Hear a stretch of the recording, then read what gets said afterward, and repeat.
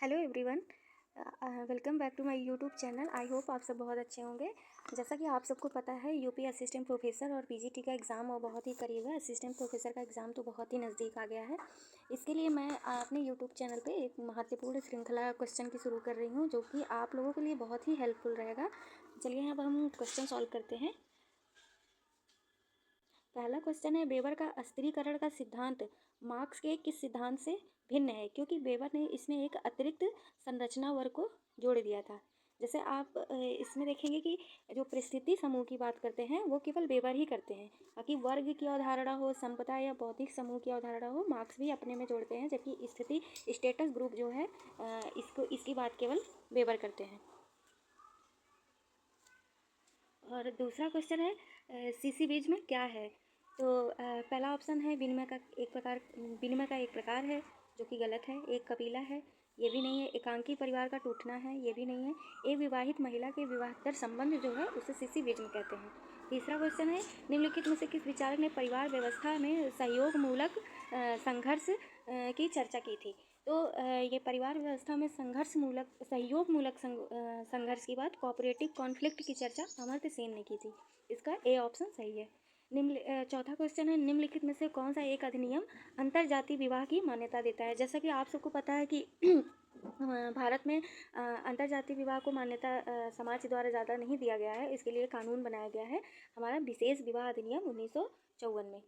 तो इसका right option C होगा। निम्नलिखित में से कौन सा संयुक्त परिवारों के विघटन का एक कारण नहीं है? तो हम ऑप्शन पे देखते हैं। पहला ऑप्शन है शिक्षा की आधुनिक प्रणाली। तो शिक्षा की आधुनिक प्रणाली जो है संयुक्त परिवार में, क्योंकि आजकल लोग आधुनिक प्रकार से शिक्षा ग्रहण कर रहे हैं, जिससे संयुक्त परिवारों का विघटन हो रहा है। उत्पादन की जो फैक्ट्री प्रणाली आ गई है, उससे भी हमारा संयुक्त परिवार विकसित हो रहा है। नगरीकरण एक कारण है ही कि लोग रोजगार के अवसर के लिए अलग अलग नगरों में जा रहे हैं अपने ग्रामीण एरिया को छोड़ के, जिससे संयुक्त परिवार टूट रहा है। पश्चिमीकरण एक अवधारणा है, क्योंकि भाई पश्चिमीकरण विचारधारा ही है एकल परिवार को बढ़ावा देता है। और डी ऑप्शन जो है सांप्रदायिकता, ये इससे हमारा परिवार के विघटन से कोई लेना देना नहीं है। फिर आते हैं 6 क्वेश्चन पे, यदि रक्त संबंधियों के केंद्र पत्नियों के बाहरी सतह से घिरा हुआ रहता है तो परिणामी समूह को क्या कहा जाता है? इसका ऑप्शन होगा ये सजातीय परिवार। इसको आप एक बार फिर से पढ़िएगा, अच्छा क्वेश्चन है। फिर 7वें क्वेश्चन पे आते हैं। अर्सल लेविस ने मैक्सिको के टेपोजलान गांव की तुलना भारत के रानीखेड़ा गांव से किया। ये सही है।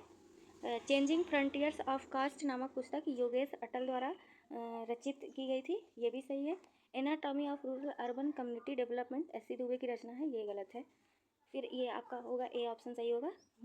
8वां क्वेश्चन है, मर्टन ने किसको अनुपस्थिति में अपना गुरु घोषित किया? तो कुछ अवधारणा जो दुर्खीम और मर्टन की मिलती है, तो जैसे एनोमी की अवधारणा है, तो इसका ऑप्शन होगा Durkheim. Social theory and functional analysis किसकी रचना है? ये आपकी पुस्तक है मर्टन की।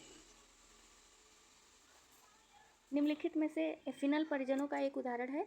तो इसमें हम देखेंगे एफिनल परिजन जो होते हैं वो पत्नी उसका उदाहरण है। अभी मैं आपको 10 क्वेश्चन आज सॉल्व करवाती हूँ, आगे आप कंटिन्यू रहिएगा। ऐसे अच्छे क्वेश्चन मैं आगे आपको